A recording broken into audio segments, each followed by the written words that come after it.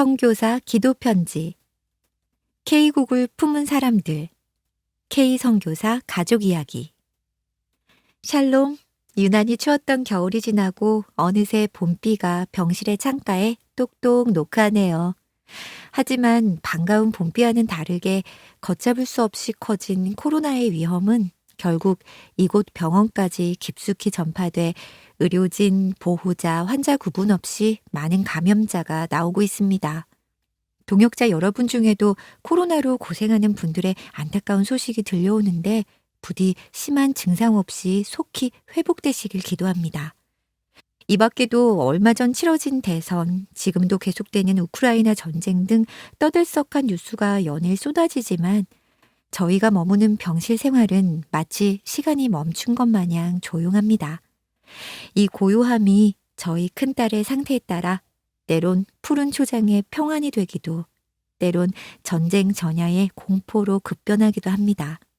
하지만 감정에 휘둘리기보다 내가 너와 함께 하노라, 너를 긍휼히 여기노라 하신 약속의 말씀을 의지해 다시 오늘을 살아냅니다. 고통스러운 현실, 막막한 내일에 초점을 두기보다 모든 시선을 하나님께 두고 땅을 디뎌도 하늘을 누리는 우리의 인생이 되길 소망합니다. 산들이 떠나며 언덕들을 옮겨질지라도 나의 자비는 내게서 떠나지 아니하며 나의 화평의 언약은 흔들리지 아니하리라. 너를 긍휼히 여기시는 여호와께서 말씀하셨느니라.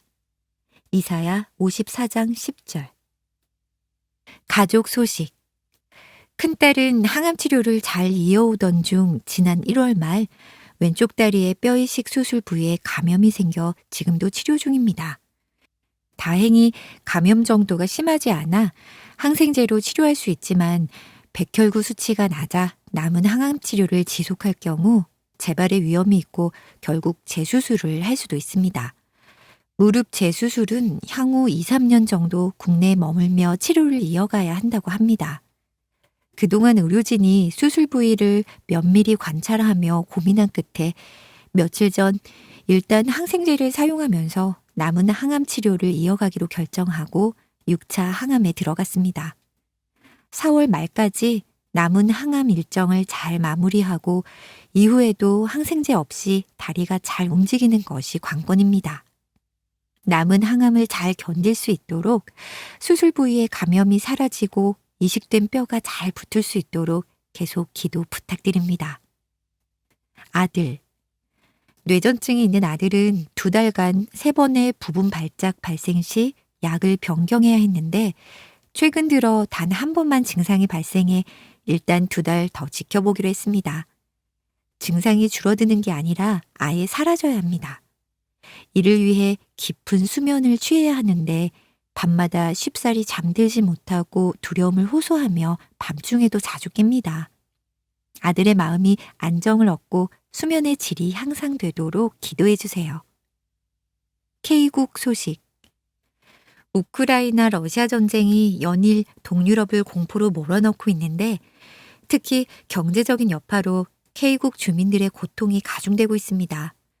대부분의 식품과 생필품이 수입품인 탓에 연일 물가가 치솟고 있고 주식인 밀가루와 식용유는 이미 재고가 바닥난 상황입니다.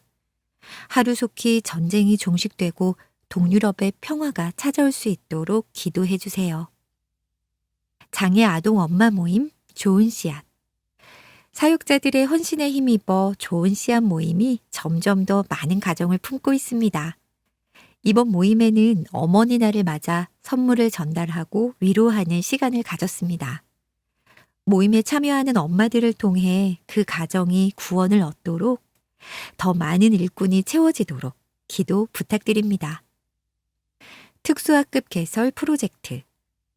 잠시 중단되었던 특수학급 개설 프로젝트가 현지의 요청과 동역자 여러분의 관심과 헌금으로 제가 부재 중인 상황에도 다시 진행하고자 논의 중입니다.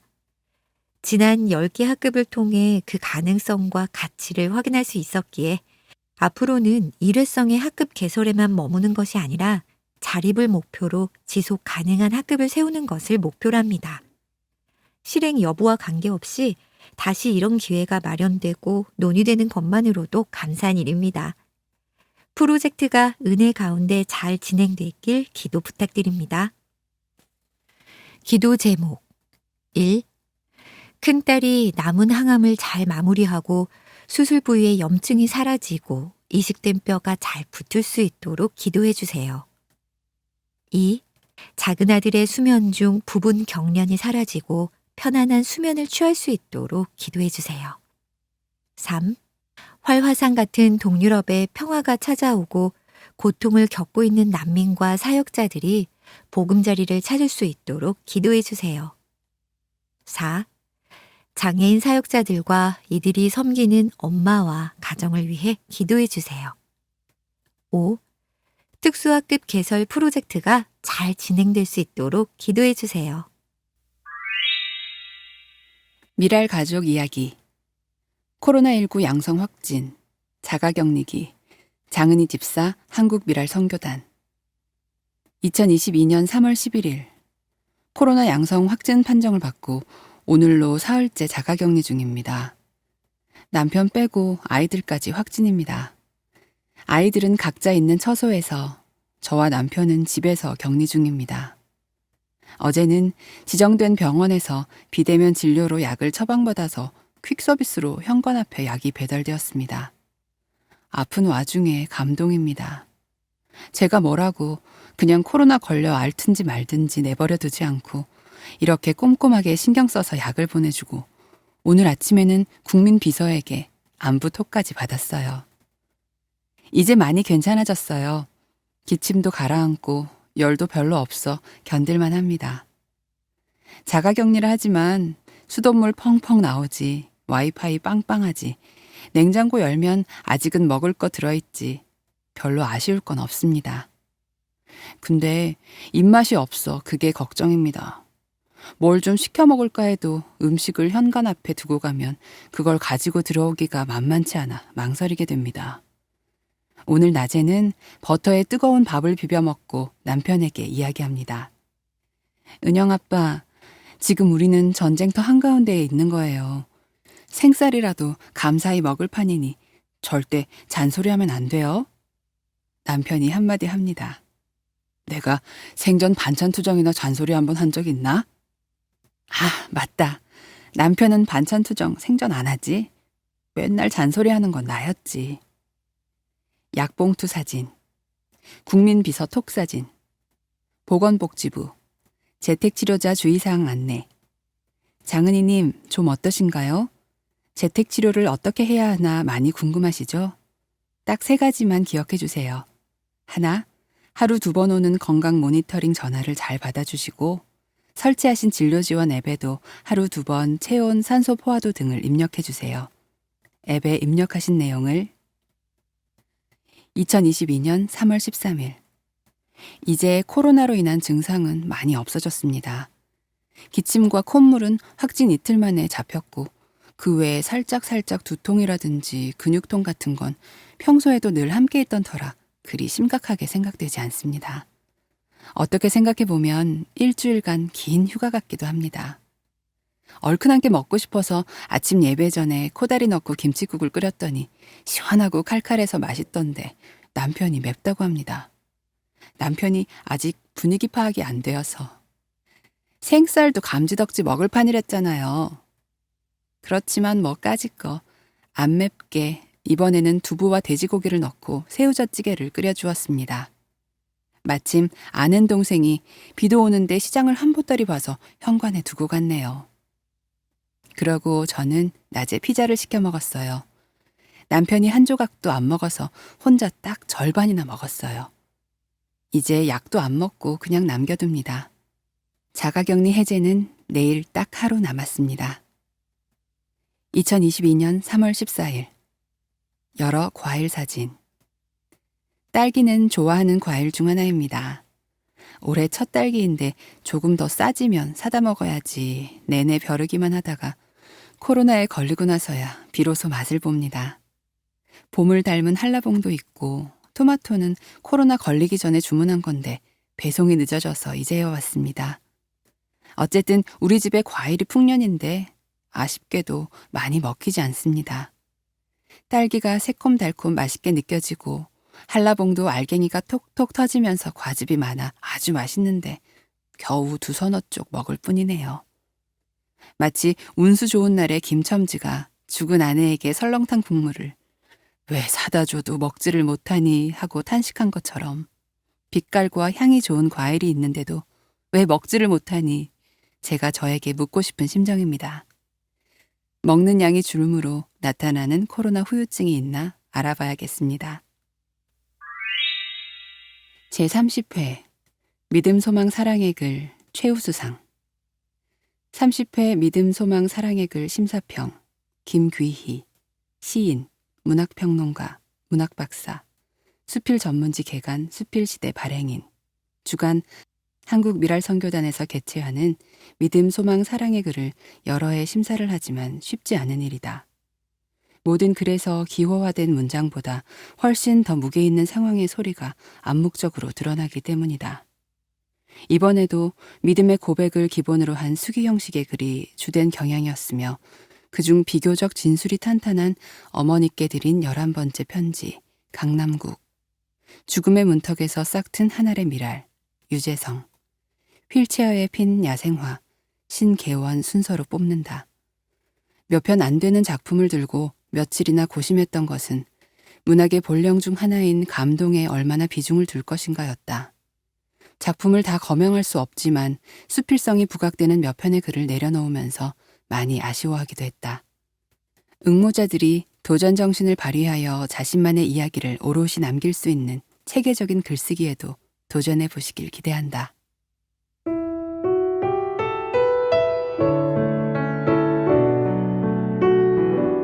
어머니께 드린 11번째 편지, 강남국. 음력으로 9월 초하룻날은 최임열 1922년에서 2010년 어머니의 추도식 날이다. 어머니께서는 2010년 10월 9일 한글날 89세를 일기로 지상소풍을 마치셨다. 당시 오후 10시 정각, 7남매 가운데 6남매가 지켜보는 가운데 조용히 그리고 아주 평화롭게 삶을 마감하셨다. 대장암으로 꼭 2년을 투병하셨는데 마지막 6개월은 병원과 집을 번갈아 옮기며 치료하셨지만 나중에는 주사를 통한 음식물조차 투여되지 않는 상황에 이르고 보니 더는 손을 쓸 수 없었다. 2021년 지난해는 어머니 10일주기였다. 어머니가 숨을 거두셨을 때 어머니는 참 평온한 모습이었다. 마치 성경에 나오는 스데반 집사의 얼굴 같았다. 잘들 살아라를 마지막 유언으로 남기셨다. 7남매 중 5째인 나는 어머니의 추도식이 돌아올 때마다 어머니께 편지를 썼다. 해마다 가족이 다 모인 가운데 편지를 읽었다. 중략. 세상에 어머니를 사랑하지 않는 자식이 어디 있으랴. 하지만 나는 유난히 어머니에게 빚이 많아 그 마음이 더하다. 장애가 심한 탓일까? 장애인 자식을 둔 부모가 다 그렇겠지만 부모님은 참 유순한 분들이셨다. 평생 남과 다투는 모습조차 본 일이 없다. 나는 장애의 정도가 심했다. 그랬던 만큼 부모님의 고통 또한 그만큼 심했을 터. 나름으로 생의 값을 치르는 대가가 너무 컸지만 곁에서 지켜보는 부모님의 마음은 그 얼마였을까. 그래서 나는 늘 부모님께 빚이 많다고 한다. 7, 8 철이 들기 시작할 무렵 내가 충청도에서 3번째로 큰 섬인 고향 삽시도에서 걷지 못하는 유일한 당신의 아들이라는 사실을 깨닫기 시작하면서 빚의 양을 생각하기 시작했다. 남들보다 철이 좀 일찍 들기 시작한 것 같다. 주변의 모든 사람이 다 걷는데 유일하게 나만 걷지 못한다는 것을 알고부터 지독한 생활이는 시작됐다. 그것은 가장 혹독한 진통이며 아픔의 시작이었다. 남들은 다 걸어 다니는데 왜 나만 걷지를 못하는 것일까? 아무리 해답을 찾으려 해도 당시 10살 무렵의 그 나이로 답은 쉽사리 찾을 수 없었다. 나의 병명은 소아마비였다. 2살 반 때였다고 했다. 기억이 없다. 고열로 며칠을 앓고 난 뒤 아이는 힘없이 주저앉고 말았다고 했다. 하루 벌어 하루 살아가는 가난한 섬살림에도 어머니는 어린 나를 둘러엎고 전국의 병의원을 헤매셨다. 그 기간이 3년 동안 계속됐는데 집안은 말이 아니었다. 어머니는 큰 누나와 막내 고모한테 살림을 맡기고 집을 비우셨으니 오죽했을까. 그런데도 나는 결국 일어서지 못했다. 어머니의 상심 또한 내가 나이를 먹어가면서 단계별로 겪지 않았을까 싶다. 아마도 친구들이 다 초등학교에 들어갈 무렵 어머니께서는 제일 큰 아픔을 겪으셨으리라. 당시 섬 전체에서 30여 명의 친구가 초등학교에 입학했는데 나만 가지 못했던 것. 그때 흘렸을 어머니의 눈물을 생각하면 지금도 가슴이 먹먹해진다. 누군가가 업어서 학교에 데려다주고 데려오지 않는 한 학교에 갈 수 있는 길은 없었다. 집안은 가난했다. 결국 나는 초등학교 문턱에도 가보지 못했다. 업어주지 않으면 집 밖을 나갈 수 없는 상황이었으니 학교에 간다는 것은 꿈과 같은 것이었다. 지금도 친구들이 초등학교를 졸업할 무렵 혼자서 한글을 배우기 시작했을 때의 기쁨과 행복을 잊지 못한다. 그것은 새로운 신세계의 입구로 들어가는 문이었지만 사춘기의 시작과 함께 시작된 생활이는 그 진통을 더해갔다. 얼마나 심하게 앓았던지 30대 후반까지 내 체중은 거의 30kg 중반이었다. 지금도 그렇지만 두 손과 무릎으로 기어다녀야 하는 처지에서 어렵지 않은 것은 세상에 아무것도 없었다. 당신은 요즘처럼 휠체어를 마음대로 살 수 있는 시대가 아니었기에 나는 지난 1980년 24살 때 처음으로 중고 휠체어를 사 밖을 나왔고 그렇게 가고 싶던 교회도 다니기 시작했다. 생의 진통은 철이 들수록 더해갔다. 10대 초반부터 가장 어렵고 힘든 것은 화장실 뒷간에 가는 일이었다. 옛날 시골엔 대부분이 그렇지만 화장실이 집 밖에 있었기 때문에 환한 대낮에 그곳을 기어간다는 것은 죽기보다 싫었다. 남들 눈에 기어가는 모습을 보이는 것은 참을 수 없는 존재의 비참함이었던 것. 그렇다 보니 아주 특별한 경우를 제외하고는 자연스레 화장실을 낮에 가본 일이 거의 없었던 것 같다. 화장실도 화장실이지만 당시 나에게 찾아온 가장 혹독한 아픔은 살아야 하는 존재 이유였다. 하루를 산다는 것이 이렇게 어렵고 힘든데 도대체 내가 살아야 할 의미가 무엇일까는 일상의 물음이 됐고 해답은 쉽사리 찾아지지 않았다. 어머니는 종종 대야의 따뜻한 물을 받아 목욕하게 했는데 나는 그것을 그리 좋아하지 않았다. 남과 다른 벗은 내 몸은 내가 봐도 사랑할 수 없었기 때문이다. 고민은 깊어갔다. 피를 토하는 각혈의 나날이 계속됐다. 그러나 삶의 뾰족한 대안이나 길은 보이지 않았다. 내가 나를 사랑할 수 있는 것이 아무것도 없다는 것은 지독한 절망이었다. 내가 나도 사랑하지 못하는데 세상에 누가 나를 사랑해 줄까 싶었기 때문이다. 나는 할 수 있는 일이 거의 없었다. 부모, 형제들처럼 밖에 나가 들 일은 물론 심부름 하나 할 수 없는 처녀의 몸이었다. 길지 않은 집 앞 논둑을 건너면 집 마루에서도 훤히 보이는 이모네 집이 있었지만 나는 갈 수가 없었다.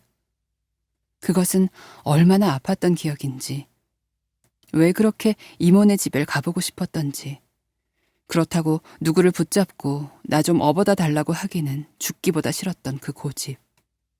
그러던 어느 날 어머니께서 들리를 나가며 저녁밥에 넣을 푸콩을 까놓으라시며 한 바구니를 마루에 놓고 가셨다. 늘 있던 일상 중에 하나였다. 그날 푸콩을 까다 문득 떠오른 생각 하나가 내 삶을 완전히 바꿔놓을 줄은 당신은 알지 못했다. 무심코 콩을 까다 나도 할 수 있는 것이 있네 란 생각 하나가 떠오르자 그것은 순식간에 섬광처럼 내 뒤통수를 치며 몽롱한 의식으로 나를 데리고 갔다. 한동안 눈을 뜰 수 없었다. 그것은 내 존재를 자각하게 하는 한 줄기 빛이었고 새로운 세계였기 때문이다. 지금 생각하면 그것은 하나님의 섭리였고 은혜였다. 놀라움이 컸다. 그날부터 의식은 탈바꿈하며 존재해야 할 의미를 찾기 시작했다. 할 수 없는 것과 할 수 있는 것을 구별하기 시작한 것이 바로 그것이다. 당시로는 온통 할 수 없는 것뿐이었지만 약 3주가 지났을 때 놀라운 사실 하나를 깨닫게 되었는데 그것은 다름 아닌 걸을 수는 없어도 나름 할 수 있는 것이 할 수 없는 것의 숫자를 넘어섰다는 사실이었다. 거짓말 같았다. 그것은 참으로 놀라운 자각이었고 빛이었으며 등불과도 같은 깨달음이었다.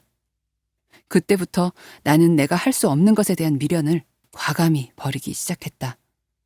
정말 남김없이 버리기 시작했다. 삶이 변하기 시작했다. 마을 공동 샘에서 물을 깃거나 밖에서 친구들과 온갖 놀이를 할 수는 없으니 미련을 두지 말 것 등이 이에 해당한다. 슬퍼하거나 아쉬워하지 말자고 다짐했다. 할 수 없는 것에 대한 미련을 버리니 내 삶은 한결 가벼워지기 시작했다. 잃어버린 웃음을 하나둘 되찾으며 앉아서도 할 수 있는 일의 숫자를 세기 시작했고 그때부터 나는 행복해지기 시작했다. 독학으로 한글을 배우기 시작했고 나 자신을 사랑하기 시작했다. 내가 나를 사랑하지 않으면 이 세상 누구도 나를 사랑해주지 않는다라는 것을 깨달았기 때문이었다. 그 단순한 논리는 나를 보석으로 만들어야 한다는 일생일대의 큰 명제 외엔 아무것도 없었다. 중략. 한글을 배운 후 영어와 한자를 공부하기 시작했는데 그 중에서도 영어는 정말로 재미난 것이었다. 누군가가 사다 준 독학용 영어 첫걸음이란 책으로 공부를 시작했는데 하루하루 신나는 경험이었다. 혼자 배운 영어라 지금도 발음은 좋지 않다. 그러나 나는 해외에 나가서도 발음 때문에 곤란을 겪은 적은 없다. 다 통했다. 남옥의 작가 박완서처럼 어머니란 말만 들어도 목이 맨다는 분들이 많다. 나 또한 다르지 않다. 아마도 더 할 것이다. 나는 어머니에게 빚을 갚고 싶었다. 청년 시절부터 어머니의 그 해진 마음밭에 새살을 돋게 하고 싶었다. 답은 아주 쉽게 나왔다. 그것은 내가 잘 사는 것 외엔 아무것도 없다는 것을. 처음엔 그 잘 산다는 것이 너무 막연하고 막막했고 그것이 뭔지도 몰랐지만 하여튼 그 해답을 얻으면서부터 나는 본격적으로 바빠지기 시작했다. 그 중에서 영어 공부는 찬란한 빛 그 자체였다. 혼자 배운 영어로 20살 무렵 충남 대천에서 학생들을 대상으로 과외를 시작한 것은 삶의 빛이었고 구원이었다. 먹고 살 수 있는 길을 찾은 것이다. 그날 이후 지금껏 나는 단 한 번도 내가 잘 살아야 한다는 그 생각을 잊어본 적이 없다. 올해로 영어 과외 선생 46년째가 됐다. 후에 나는 대학에서 영어 영문 국어 국문학과를 졸업했고 지금은 문해창작을 전공 중이다. 올 1학기를 마치면 대학원에 진학해 공부를 계속할 예정이다.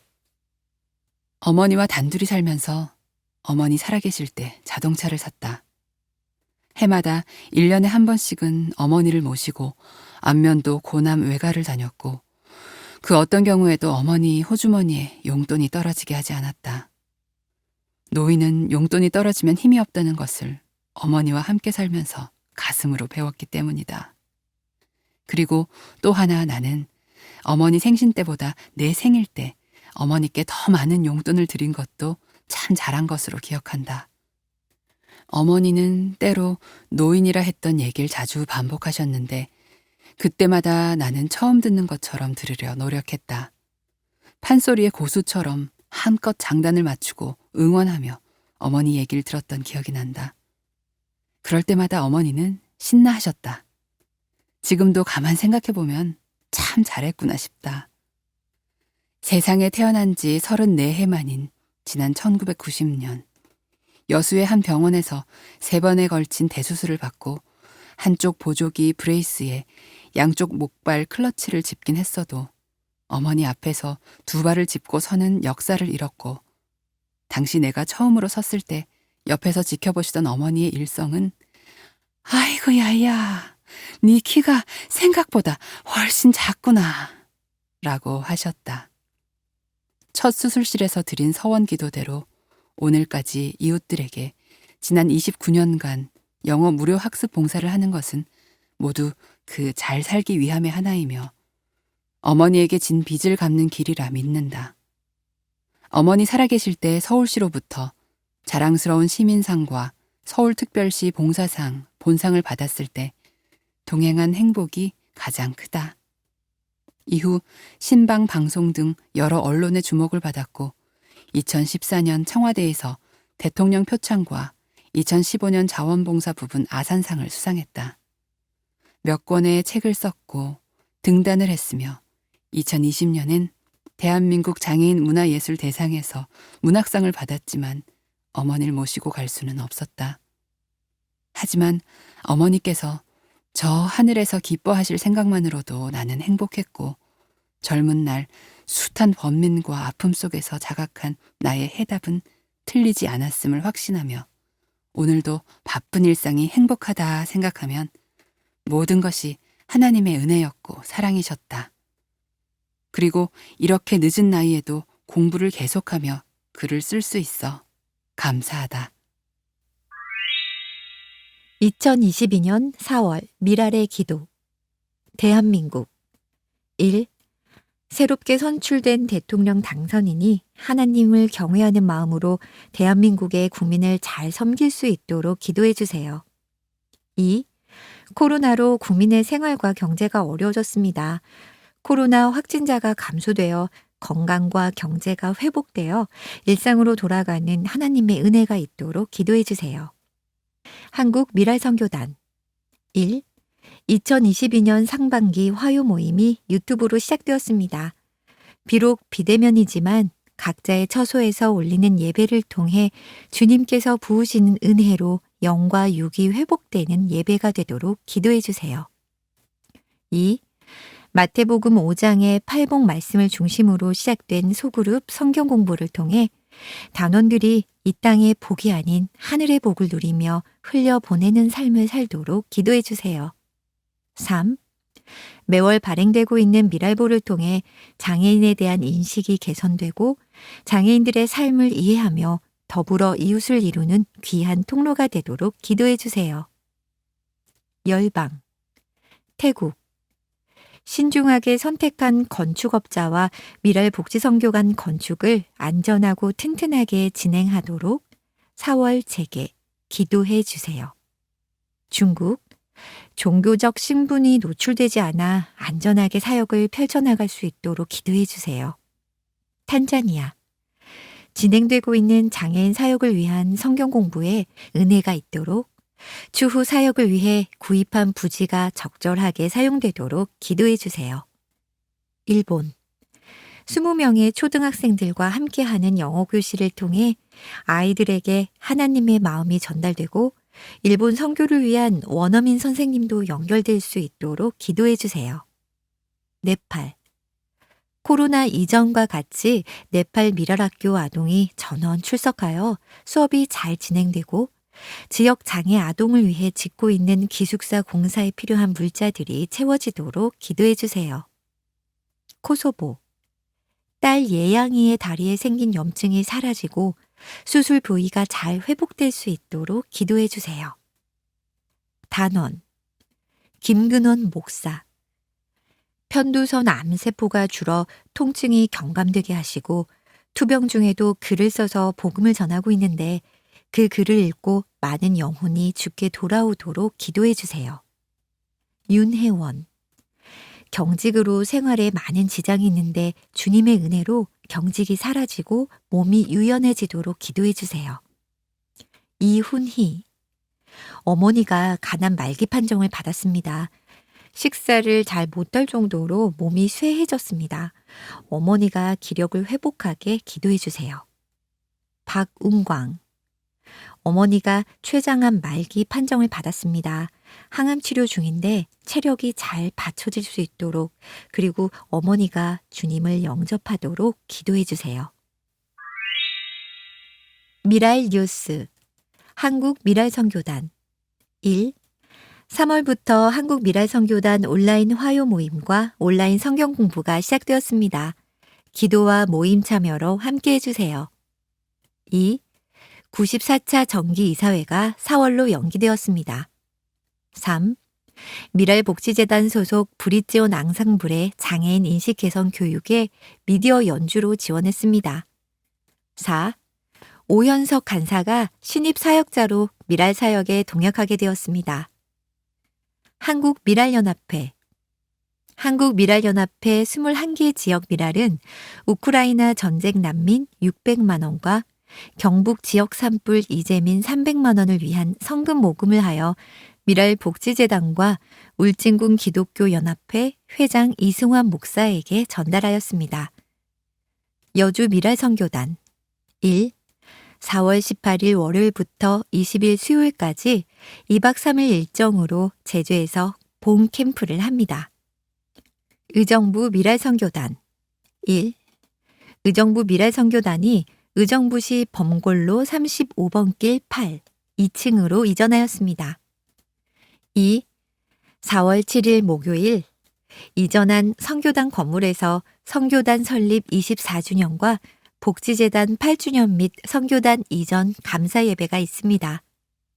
평안 미랄선교단 1. 평안 미랄복지재단이 설립 16주년이 되었습니다. 4월 2일 토요일 감사 예배와 함께 장기 근속 및 우수 직원에게 포상했습니다. 지금까지 인도하신 하나님께 감사드립니다. 제주 미랄선교단 1. 3월 14일부터 16일까지 2박 3일 동안 제주에서 단장 회의가 있었습니다. 그동안 제주에 있으면서 경험했던 맛집 몇 곳과 조용히 걷기 좋은 휴양림을 소개하며 섬길 수 있어서 감사했습니다. 2. 사단법인 제주 미랄을 설립하기 위한 준비 작업을 시작했습니다. 길어지고 있는 코로나19 팬데믹. 미랄 선교사역에 힘을 실어주세요. 우리의 예상을 넘어 길어지고 있는 코로나19 팬데믹. 미랄도 여러 가지 어려움을 겪고 있습니다. 하지만 이 어려움을 기회로 삼아 다양한 콘텐츠를 개발해 적극적으로 복음을 전하는 미랄이 되고자 합니다. 이를 위해 월 1만 원을 꾸준히 후원하실 300명의 동역자가 되어주세요. 후원금은 장애인 선교사역 및 장애인 선교사 양성 지원, 시각, 청각, 시청각 장애인들을 위한 선교 콘텐츠 제작 등에 사용됩니다. 후원 문의 02-3411-6896 오사카에서 온 편지 일본 선교 소식 전합니다. 김정숙 선교사 YWAM 오사카 아시안센터 YWAM 오사카 아시안센터는 코로나19 팬데믹 이전 종로 미랄 선교단 단원들이 목요 예배를 드리며 일본 선교를 위해 헌금한 선교센터입니다. 미랄 가족 여러분 안녕하셨어요? 한국의 코로나 확진자가 너무 급증하고 있어서 여러분 모두 건강은 괜찮으세요? 이곳도 코로나 만연 방지 선언 상태여서 조심 또 조심하면서 지내고 있어요. 언제나 저희 일본을 기억해 주시고 기도해 주시는 여러분을 생각하면 마음 한편이 든든하고 늘 너무나 감사한 마음이 이빠이 데스 가득합니다. 몇 가지 기도 부탁드려요. 그동안 코로나로 인해 거리 전도를 못하고 있다가 작년 12월부터 거리에 나가서 조심스럽게 전도를 다시 시작했었는데요. 올해 들어 오미크론으로 확진자가 급증하는 바람에 거리에 나가서 사람들에게 직접 말을 하는 전도는 다시 중단한 상태예요. 얼마나 안타까운지요. 그래도 감사한 것은 일본 사람들이 BTS의 인기와 K-팝의 인기로 한국에 대해 동경심과 좋아하는 마음을 많이 가져서 한국인 선교사들이 전도하는데 큰 도움이 되고 있다는 거예요. 비록 직접 대면 전도는 못하지만 신기할 정도로 하나님께서 귀한 만남을 허락해 주셔서 한국어를 배우고 싶어 하는 젊은이들과 연결되어 한국어를 가르치면서 관계를 형성한 사람들이 3명 정도 늘어났어요. 관계 형성에서 그치지 아니하고 시간이 걸릴지라도 한국어 공부를 계기로 예수님을 만나게 될 수 있도록 기도 부탁드려요. 또한 온라인 가스펠 교실을 통해 코로나 중에도 2년간 계속해서 연결되고 있는 미신자 청년들이 대면으로 만나 함께 가스펠을 할 수 있는 날까지 이 관계가 끊기지 아니하고 계속해서 연결될 수 있도록, 그리고 저희 선교사들을 위해서도 기도 부탁드려요. 저희들이 공동생활을 하고 있어 누구 한 명이라도 코로나에 감염되면 집단 감염이 될 가능성이 높아 엄청 철저하게 방역하고 조심하면서 생활하고 있어요. 모두의 건강과 안전을 위해서도 기도해 주세요. 기독교와 공동생활의 인식이 없는 일본 문화 안에서 저희들이 혹시라도 확진되어서 선교 활동하는데 장애가 되지 않도록 기도해 주세요.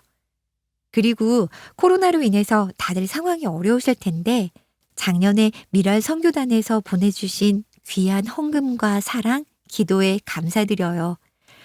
여러분 모두 특별히 건강하시고 마음 가운데 평강하시길 기도드려요.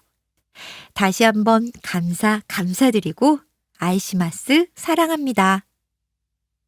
네이버 한밀 플러스 오픈. 한국 미랄 선교단 미랄 출판사에서 장애인 선교 사역과 장애인 선교사들의 사역을 돕고자 네이버 스마트 스토어 한밀 플러스를 열었습니다. 미랄 출판사의 서적과 기독교 용품 및 생활용품, 그리고 평안 미랄 복지재단에서 생산하는 원두 커피 등을 취급합니다. 이제 물품 구입을 통해 후원해 주세요. 뉴 샤펠 원목 샬롬 십자가, 한밀 플러스가 준비한 샬롬 탁상용 샤펠 원목 십자가, 평화의 왕으로 오신 예수님을 기억하며 사순절, 고난주간, 부활절에 주변 분들에게 선물하세요. 샤펠 원목판에 레이저 커팅 작업으로 제작하였습니다. 높이 15cm, 폭 9.5cm, 두께 0.4cm. 사순절, 부활절 십자가 10개 이상 구매 시 2,000원 추가 할인. 가격 14,000원, 12,000원, 14% 할인 가격. 구입 문의 02-3411-6898. 이메일 hanmilplus@naver.com. 스마트 스토어 네이버닷컴 한밀 플러스.